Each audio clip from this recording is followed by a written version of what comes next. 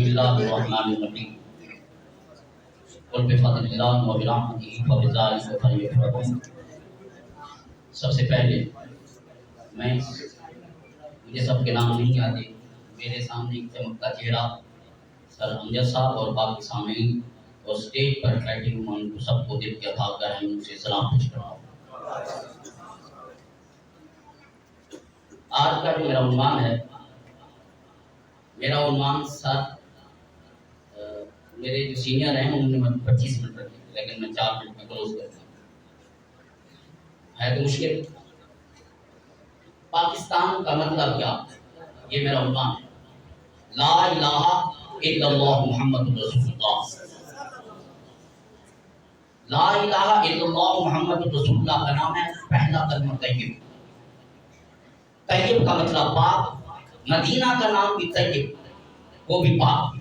तो नतीजा ये निकला, पाकिस्तान की सालमियत, पाकिस्तान का इस्तेहकाम, पाकिस्तान का तहफ़्फ़ुज़ अगर है तो मदीना की सरजमीन से है ज़्यादा है।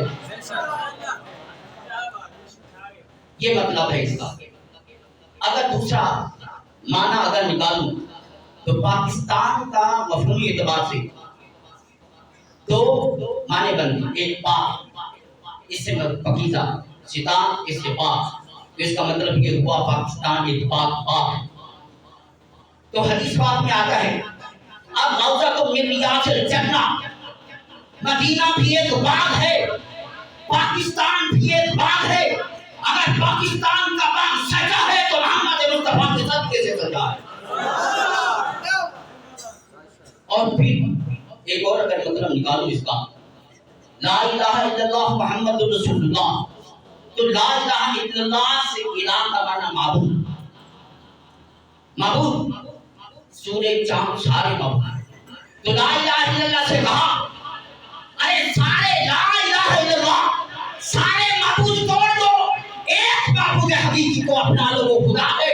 अरे पाकिस्तान के हुक्मरानों, अवाम, नौजवान, तकब्बुर, शोहरत, मनसब, ये सारे मकाम के बुत तोड़ कर खुदा से जोड़ दो, मुस्तफा से जोड़ दो। इसका मतलब ये है। अब नतीजा ये निकलता है कि ये कैसे होगा, झूठा कैसे होगा। अरे कलमा का अगला हिस्सा पाकिस्तान का मतलब खुद बताता है, मुहम्मद रसूलुल्लाह